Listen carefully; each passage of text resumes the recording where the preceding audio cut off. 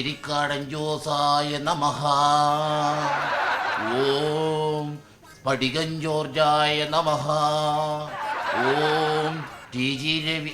അത് വേണ്ട, അത് നടക്കാനുള്ള കേസാ. ഓം ഭീമൻ രഘുവായ നമഃ. ഒരു കാര്യം ഞാൻ പറഞ്ഞിട്ടുണ്ട്, ധ്യാനിച്ചോണ്ടിരിക്കുമ്പോ എന്നെ ശല്യം ചെയ്യരുത്. ആശാനെ ഇന്റർവ്യൂ ചെയ്യാൻ ആള് വന്നുണ്ട്. ആണോ? നമുക്ക് വഴി പോവാം. എന്ത് കാര്യത്തിന്? അല്ല, ഇന്റർവ്യൂ ചെയ്യാൻ വന്നു. ആശാനെ ടിവിക്കാര് വരുന്നുണ്ടെന്ന്. ടിവിക്കാരാ? അവര് വന്നിട്ടുണ്ടാ? അഭിമുഖം.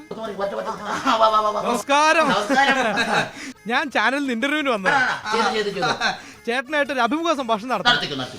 എന്താ ചേട്ടന്റെ പേര്? എന്റെ പേര് സാഗർ ഏലിയാസ് ദാസൻ. അതെ. എന്നിട്ട് അവരൊക്കെ ഇവിടെ ഈ സാഗർ ഏലിയാസും ദാസനും? ഞാൻ എന്റെ പേരാ പറഞ്ഞത്, സാഗർ ഏലിയാസ് ദാസൻ.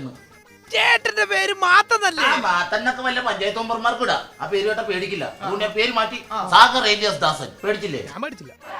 ഞാൻ കുടുങ്ങി പോയല്ലോ. അയ്യോ, എന്താടാ? ഞാനും കിടുങ്ങി പോയി. ചേട്ടാ, ചേട്ടന് മെയിൻ ആയിട്ട് കൊട്ടേഷൻ ആണല്ലോ. ഈ കൊട്ടേഷൻ എന്ന് പറഞ്ഞാൽ എന്താണ്? കൊട്ടേഷൻ എന്ന് അറിയില്ലേ? അതായത് ഞാനും എന്റെ 5-6 ശിഷ്യന്മാരും കൂടി ഒരുത്തിനും സ്കെച്ച് ഇട്ടിട്ട് തല്ലാൻ പോവുക. അവിടെ ചെന്നങ്ങ് അടിച്ചു കൂട്ടി തല്ലി താഴ്ത്തങ്ങ് ഇടും. ചേട്ടൻ അവര് തല്ലി താഴിടും? അല്ലെന്ന്, അവരെല്ലാം കൂടെ ആശാനെ തല്ലി താഴ്ത്തിടും. അപ്പൊ ഞങ്ങൾ ശിഷ്യന്മാരെല്ലാം കൂടെ ചെന്ന് ആശാന്റെ കൊട്ടക്കാത്താക്കി ഓഹോയ് ഓഹോയ് എന്ന് പറഞ്ഞ് വീട്ടിലേക്ക് കൊണ്ടുപോകും. അതാണ് കൊട്ടേഷൻ. അപ്പൊ അതാണ് കൊട്ടേഷൻ. അങ്ങനെ എപ്പോഴും ഇല്ല, ചില സാഹചര്യത്തിന്റെ സമ്മർദ്ദത്തിന് വഴങ്ങി കഴിയുമ്പോ വല്ലപ്പോഴൊക്കെ. പോട്ടെ. ഇത്രയും കാലത്തെ കൊട്ടേഷൻ സേവനത്തിനിടയിൽ ചേട്ടൻ ആരെങ്കിലും ഒതുക്കിയിട്ടുണ്ടോ? ഒതുക്കിയിട്ടുണ്ടെന്നാ?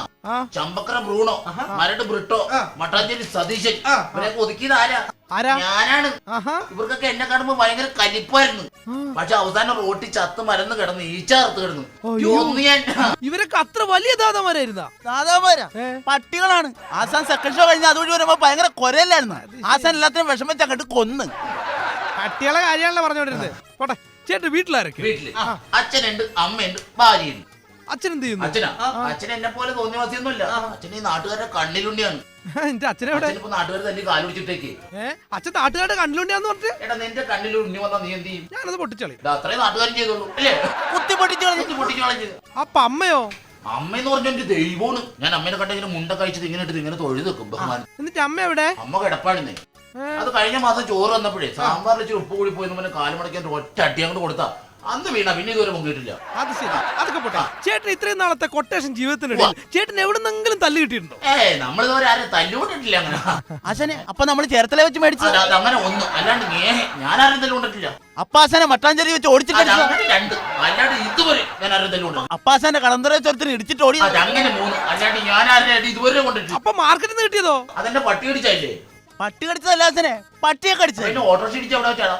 ആശാൻ അവിടെ എവിടെ പോയി ഇടി മേടിച്ചിട്ട് എന്നോട് ചോദിക്കും. ഒന്നും പറയണ്ട, ഞാൻ കൊണ്ടിടിയല്ലേ. 150 രൂപ കൊണ്ട്. 150.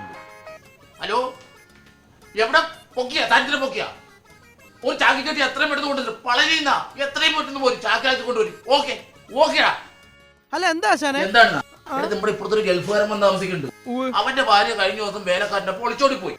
അവിടെ ചെന്ന് കഴിഞ്ഞപ്പോണ്ടില്ല, ഇന്നലെ പുള്ളി രാത്രി കൊടുക്കണമെന്ന് എനിക്ക് കൊട്ടേഷൻ തന്നു. രാത്രി തന്നെ എന്റെ 5-6 പിള്ളേരെ വിളിക്കുകയും ചെയ്തു. അവരിന്ന് പളനിന്ന് 2 രൂപ പൊക്കിയിട്ടുണ്ട്. ഇപ്പൊ തന്നെ ഇവിടെ എത്തും. സംഭവം എന്റെ പിള്ളേരെ അത്രക്ക് ഡീസന്റ് പിള്ളേരാണ്. വന്നിട്ടല്ല.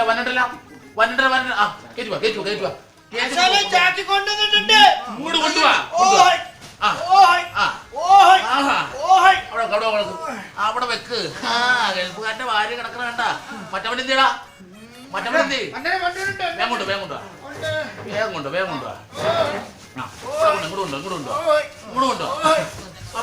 അവിടെ പെടക്കരുത് കണ്ട. ഗൾഫുകാരനും കാമു വരുമ്പോ എടാ ഞാൻ ചാക്കൊന്നടിക്കടാ.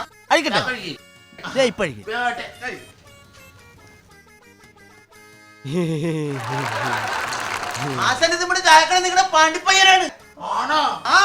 നമുക്ക് ഈ ചായ കഴിക്കാം. അതിനകത്ത് പാണ്ടിപ്പോയിനാണെങ്കിൽ ഇതിനകത്ത് ഉറപ്പായിട്ടും എന്റെ ഭാര്യ